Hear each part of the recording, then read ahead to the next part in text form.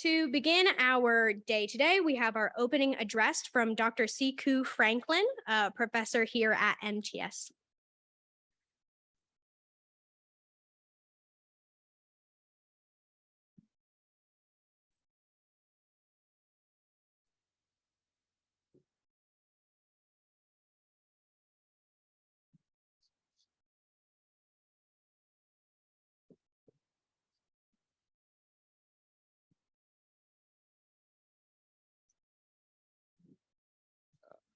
Greetings.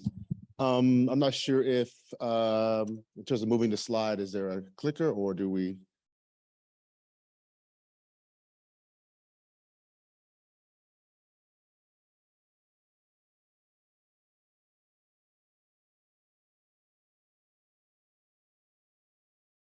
Oh, thank you. Appreciate it. Maybe it's technological help, but.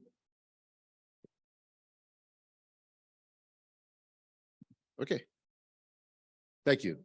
Greetings. My name is Dr. Sekou Franklin. I use he, him pronouns, and I'm a professor here at Middle Tennessee State University. And thank you for joining us this morning. I want to thank Dr. William Langston for inviting me to speak. Any other university officials.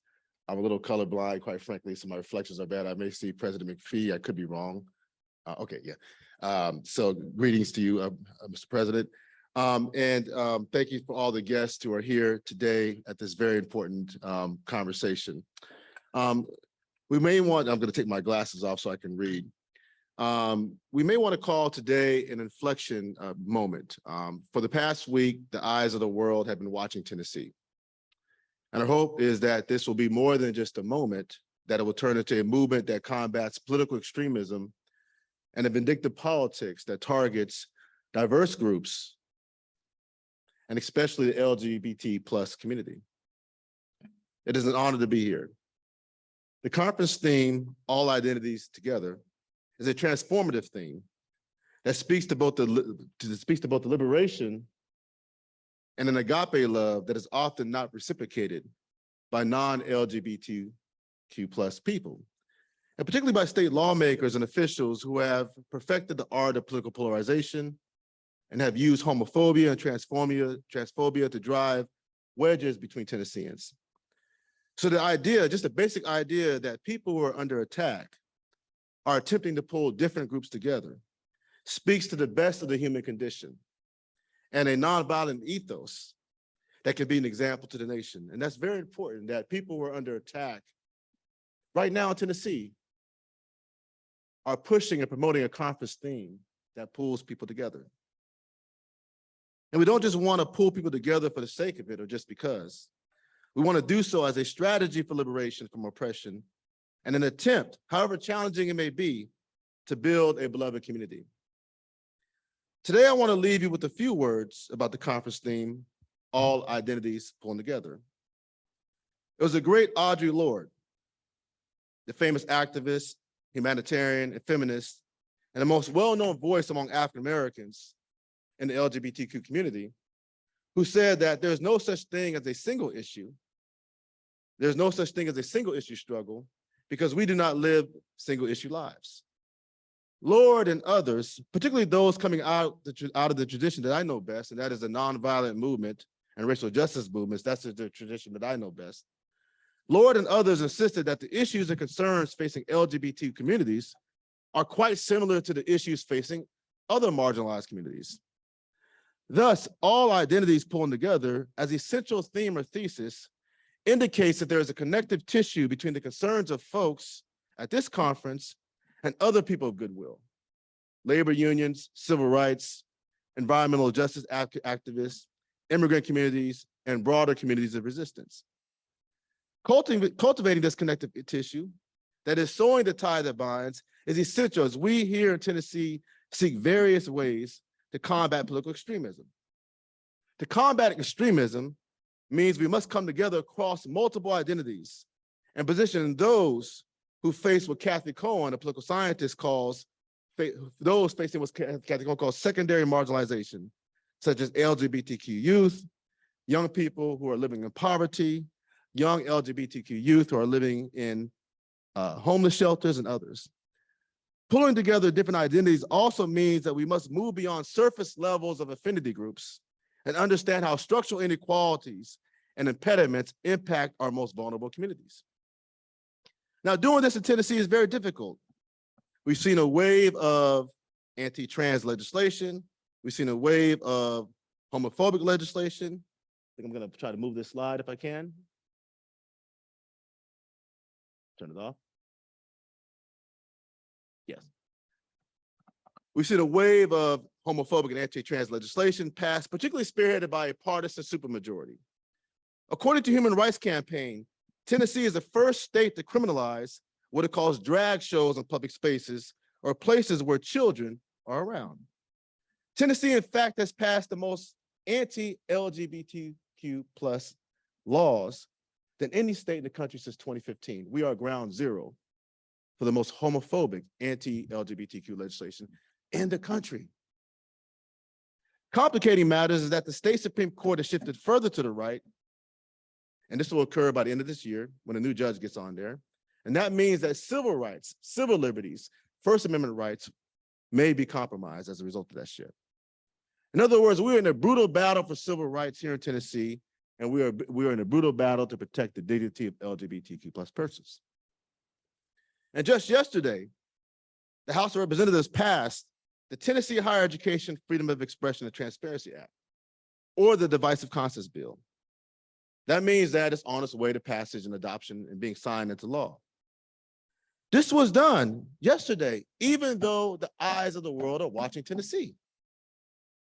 This law would limit what faculty of color, possibly limit what faculty of color could teach, or at least scrutinize it. It would potentially adversely impact conferences such as these, potentially. Target diverse classes, perhaps taught by Africana studies, women's studies, courses taught that reflect LGBTQ plus issues, and also impact student programming. What would it mean if you're in an American politics course and you're teaching about the Constitution and the 3/5 clause comes up? What would it mean if you're in an American politics course and we're talking about the Supreme Court in the 1950s and 1960s, and a student asks about race or LGBTQ plus issues, and you engage in truth-telling? This law could potentially scrutinize those kinds of conversations. And just this week, literally yesterday, an audio recording leaked about the expulsion crisis of two Black lawmakers. One of those Black lawmakers visited MTSU, recruiting students to participate in a photo identification case. In fact, visited Peck Hall, second floor, right outside of my classroom. I know one of the activists, one of the lawmakers who used to be an activist, yes. And just this week, just yesterday, Representative Scott Sekou had this to say about Tennessee, quote unquote, "If you don't believe we're at war for our republic, with all love and respect to you, you need a different job." The left, or what he thinks is the left, and I try to avoid those kinds of terms, but this is what he said: the left wants Tennessee so bad because if they get it, then the Southeast falls, and it's game over for the republic. We are fighting for the republic of our country right now, and the world is staring at us. Are we going to stand our ground? This was leaked just yesterday. For many Tennesseans, that is for the Scott Sepekis of the world, there are not multiple identities, but there's only a singular identity that centers white, straight men at the forefront. This singular identity enforces conformity and opposes difference. It imposes an American exceptionalist framework, a fictional one at that sees the United States as having a unitary identity, and any departure from that identity or that portrait means that one is anti-American, anti-patriotic, and that is a danger to the republic. And for these individuals like Sekou, there is no compromise. So there's an all-out assault by state lawmakers who are reaching into the private sector and the public sector to drive out sexual minorities and discouraging them from moving to the state. So to counter this assault, we need to come together and develop strategies that can, in the long run, stop these laws and policies, but also build and sustain communities of care for our most vulnerable residents. So what do we do then? How do we do this? And how do we do this within the broader theme of pulling identities together and counting the political extremism targeting LGBTQ plus persons? Well, I propose 3 ways, or at least 3 pathways. First, we must organize and advocate through an intersectional lens. Many of you know or heard about the concept or term intersectionality. If you can move that slide. And the Black freedom movement, which I know mostly about, Intersectionality means that we are shaped by multiple identities and that these identities are reinforcing each other and perhaps may even come up against each other. That's okay. The Conby River Collective, a Black feminist organization, the most important one probably in the last 60 years, came out in the 1970s, is associated with popularizing the concept of intersectionality. And it made this statement some years ago that's really a guiding point for this conversation. And Conby River Collective said, we believe that sexual politics under patriarchy, again, this is the 1970s, is as pervasive in Black women's lives as are the politics of class and race. We often find it difficult to separate race from class, from sex oppression or gender oppression, because in our lives, they are most often experienced simultaneously. That is intersectionality. Intersectionality means that our organizing agendas must account for how multiple forms of oppression and multiple identities intersect with each other to give us a unique context and a perspective and an empathetic lens for advancing political agendas. And this is where the other side gets wrong. That is the Scottsapekis, that is those persons that are pushing anti-trans legislation, those persons that are advancing the most homophobic legislation in the country, here in this state, 45 minutes from where I stand. This is where they get wrong. The other side assumes that Christian and rural and military service means cisgender and straight. There are transgender persons who are Christians. I know them, I've worked with them. I have students from rural communities who are ostracized from their homes. My second year here, a student came to me crying, kicked out of his house, looking for help. I've had students who are either in the military or their partners in the military who are combat veterans. There are transgender persons, I dare say, who live in all 95 counties in the country. I'll never forget this.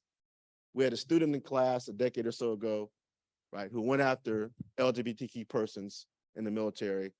And a brave student stood up and said, wait a minute, my partner is in Iraq right now, or Afghanistan right now, serving this country.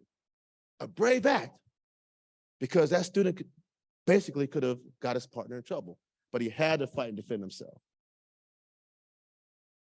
Now, I understand that in Tennessee and other parts of the South, it is hard to organize given the threats of ostracism and anti-LGBTQ violence. And we want to be sure that people advancing these public agendas can do so in a safe space. But there are ways in which you can shape public agendas through letter writing, op-eds, social media advocacy, and really good old-fashioned one-on-one organizing. Even though we are operating in spaces that may seem hostile, don't negate the possibility that you can convert someone who you think may not be on your side through basically one-on-one organizing.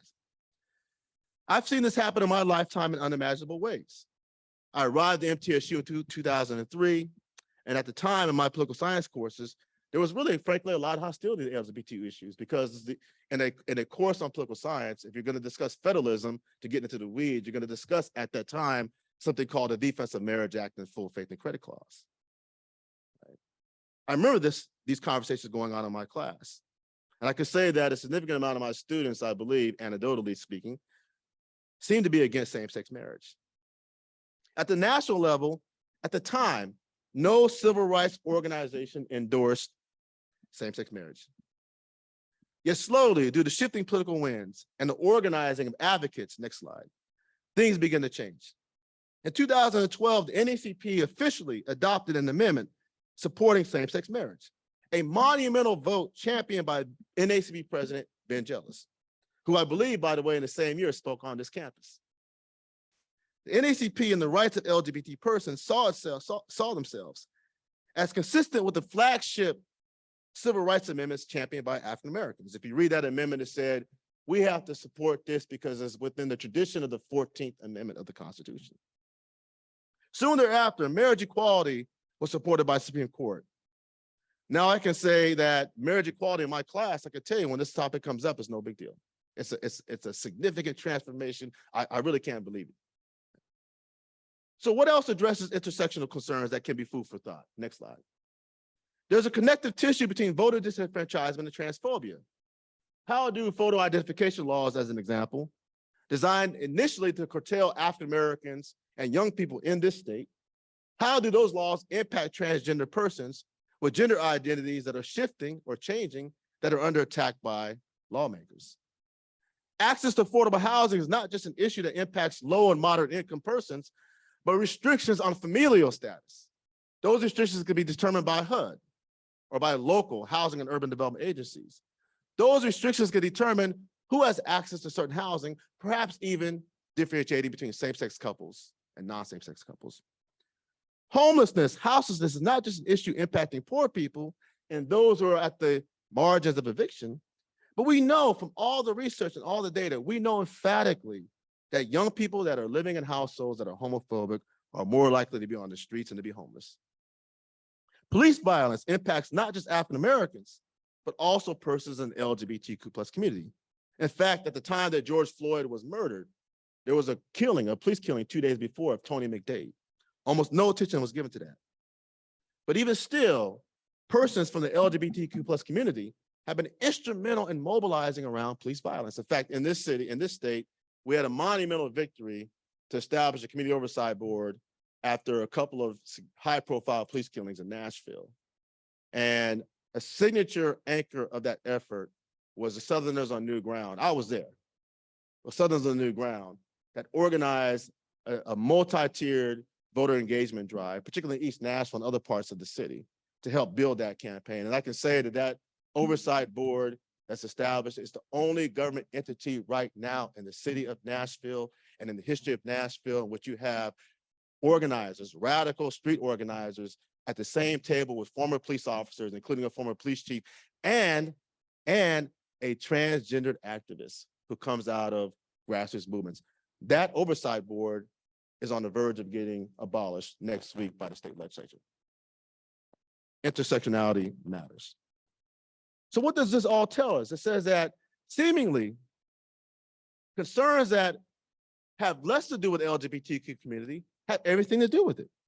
Policing, homelessness, voting rights, affordable housing, and other issues have everything to do with the LGBT community.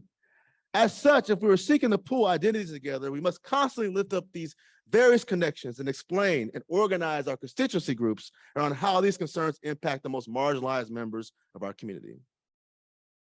And if we do this, then we will appreciate ourselves as multidimensional and complicated people. And we can create openings to organize not just LGBTQ+ persons, but also non-LGBTQ+ persons.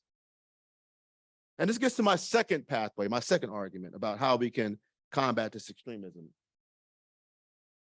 A second pathway that could pull various identities is to create communities of care and safe spaces where our most vulnerable people can survive. There's a well-known studied approach in the nonviolent movement, championed by Gandhi, championed by Martin Luther King Jr., September Clark, Fannie Hamer, and others. And that is that movements must build what's called constructive programs. That is, there are times in which conditions are so bad and so hostile that public demonstration and protests may lead to repression or great harm.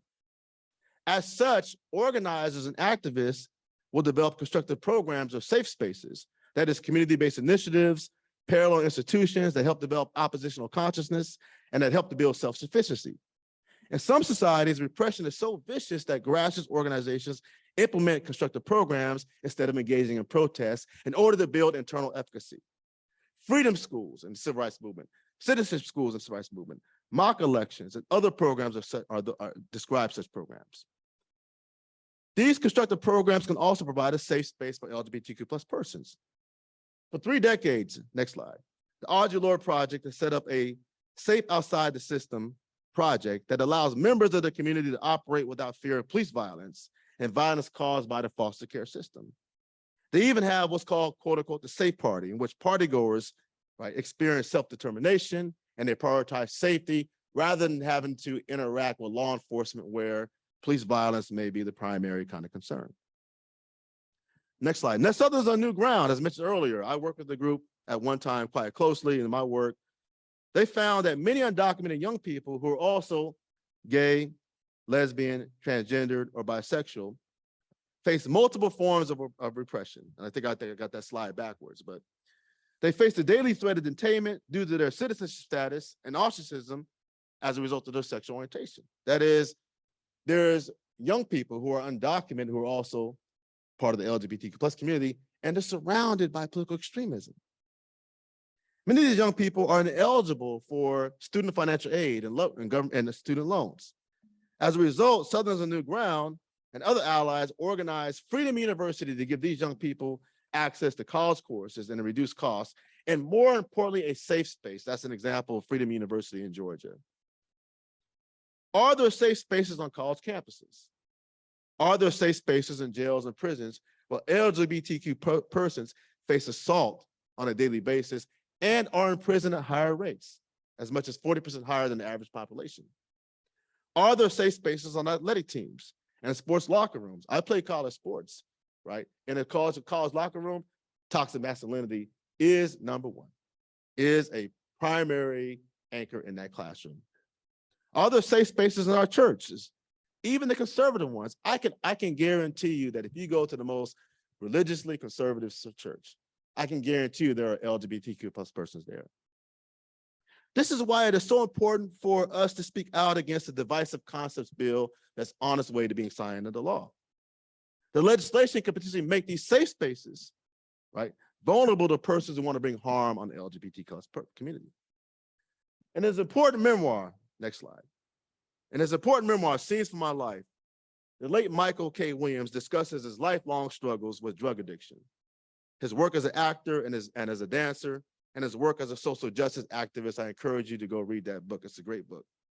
You may know Michael K. Williams, if you ever watched the show called The Wire, as Omar, the fearless and gay street gangster who robbed drug dealers, or as Montrez Freeman in Lovecraft Country, the abusive father of the protagonist who grew up in Tulsa, Oklahoma, and later Chicago, and was forced to hide his sexual orientation for most of his life. Yet in real life, Michael K. Williams grew up in a poor neighborhood in Brooklyn, New York. In his memoir, he talked about being bullied and ostracized, his manhood being challenged every day, him being called the F word almost on a daily basis, him being considered to be weak in contrast to his characters. And a neighborhood, by the way, that was taken over at the time by gang violence, crack cocaine, and police violence. The constant bullying, which included routine homophobic slurs, and the violence he experienced in his own home, more likely contributed to his biggest hurdle, and that was drug addiction, in which he died of an overdose a couple of years ago. But in the neighborhood of Michael Williams and in the politics of Tennessee, there are similarities, right? Safe spaces are increasingly hard to find, and without them, the LGBTQ plus community, and particularly young people, are exposed to lifelong traumas that can't easily be erased or defeated, regardless of how old or famous one might be. So this gets us to our third discussion, or our third pathway that can help bind all identities together and encourage us to counter what I call political extremism. And that is, we must encourage acts of resistance, including protests, civil disobedience, and even small acts of resistance that pushes back against LGBTQ persons and the ostracism that they face. Now, this is hard to do because we live in a state that has advanced policies punishing protesters with a law that was passed in late 2020. Drag shows have also been used to protest against cultural domination and conformity. Hence, the recent legislation penalizing drag shows is more than just an attempt to limit freedom of speech. It is an act of political repression. It is. If you go around the country, drag shows is often a cultural anchor, a cultural activism as a response to a community that wants to control conformity, right? I lived in North Nashville for 18 or 19 years, right? We have a neighborhood in that community that is a very hard-nosed, hitting, drug-infested community. The person who runs that neighborhood, believe it or not, one of the people is a, believe it or not, transgender, maybe sex worker. I can guarantee you, I've been fascinated by this person. I've been fascinated. I can guarantee you that neighborhood, that block, that corner, as hostile and as violent as it is the only place where that person can find even limited freedom, right? And this drag show law, right, has a possibility of what? Pushing her out of that space. So the third pathway is to find creative acts of resistance. Having said this, we have many examples of resistance movements focusing on sexual equality and marriage equality. The Stonewall Uprising, as an example, in 1969, it transformed society in many ways and reflected a major shift in the LGBTQ plus movement from a more moderate to a more aggressive, or we might want to argue more militant and transformative forms of activism. But 3 years before Stonewall, next slide, 3 years before Stonewall, the Vanguard Street Movement used the street sweep demonstration to criticize how law enforcement were treating LGBTQ youth in one of San Francisco's toughest neighborhoods, the Tenderloin. In fact, there was a tendency to round up youth in the Tenderloin who were members of the LGBT community and lock them up. So as a symbolic act of protest, they what? Brought out their own brooms and engaged in street sweep demonstrations that drew the attention of the entire country. We also see, next slide, the ACT UP movement. And you may remember this organization at the time in the early 1980s, when there was a huge growth of HIV/AIDS patients and people were dying. There was no attention by the federal government, no mention by members of Congress, no mention by the president, no mention by civil rights organizations. People from the LGBTQ plus community were dying at alarming rates and there was no mention. So ACT UP organized folks around the country, engaged in street demonstrations and organized die-ins, right? Where you reenact death, where? On Wall Street, right? Those die-ins as a symbol have been used, or as an act of, as an action, have been used by other organizations. The Black Lives Matter, for example, used die-ins when it was started. I can guarantee you that method of protest was probably drawn from the ACT UP protest of the early 1980s. Just last week, during the expulsion crisis, students, high school and college students, reenacted a die-in in the state capitol right after the expulsion of those lawmakers. Why? Because they're saying, we are dying in the streets, we're dying in our schools, and lawmakers aren't paying attention. So we are going to shame them with love, right? And tell them what they're not doing. And that's going to cost us our lives. So the story of pulling identities together is a complicated one. It occurs in places that we may not even realize or don't even know. One story that I want to reference, and kind of as I near the kind of this conversation, is the story of Martha Grevitt, a lesbian woman who worked in the auto plants in the Midwest, and Rod Woods, a gay man who worked at the Chrysler plant. And I've taught this story in my civic advocacy class probably 7 or 8 times. In the auto plants, they face a quite form of brutal homophobia. In the case of, for example, Martha Grevitt, she experienced at least 100 incidences of sexual and homophobic harassment. She received death threats. Even someone left a chopping block that symbolized the beheading of a Middle East person in her locker room. Why did they do this? Because she was pushing for a non-discrimination policy in the union contract. Ron Woods faced similar threats. He was beaten physically 3 times and was a victim of constant abuse. Collectively, Ron Woods and Martha Grevitt and a cadre of allied organizations, Pride at Work, straight folks that were working with LGBTQ persons, organized protests, actions. It took them 10 years. And finally, after 10 years, they got what? A non-discrimination policy in the United Auto Workers union contract. And they also got a non-discrimination policy in some of the auto dealerships, like Chrysler, for example. Why did this happen? How did this happen? In some cases, at least some of the transformative cases, they were able to build an alliance with non-straight persons, African Americans, for example, women who themselves experienced discrimination and saw themselves as part of the same family, the same sisterhood and the same brotherhood, to put that in union terms.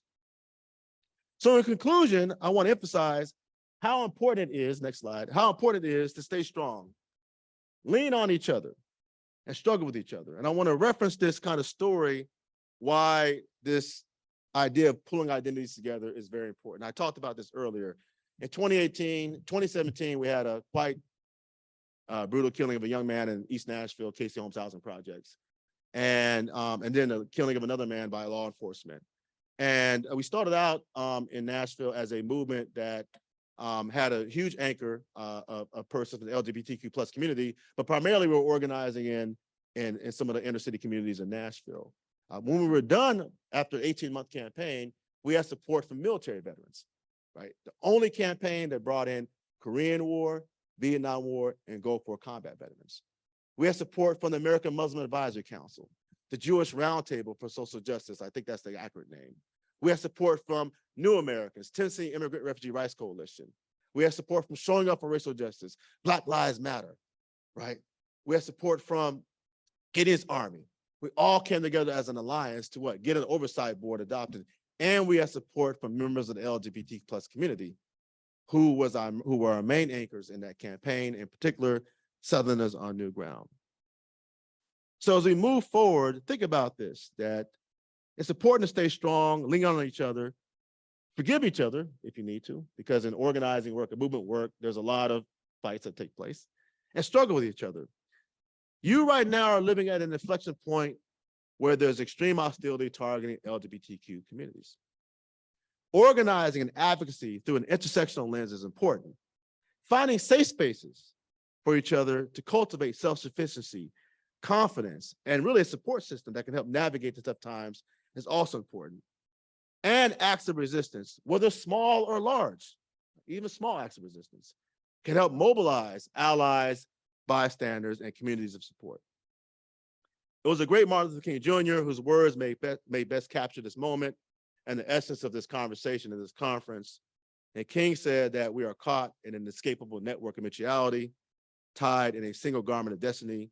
Whatever affects one directly affects all indirectly. And that means that we must all come together, pull our identities together, be the tie that binds, be the connective tissue that builds a community of struggle, not just to counter extremism, but also to build a beloved community. And again, I want to thank you for inviting me to this conference. Thank you for all that you do, and have a great day.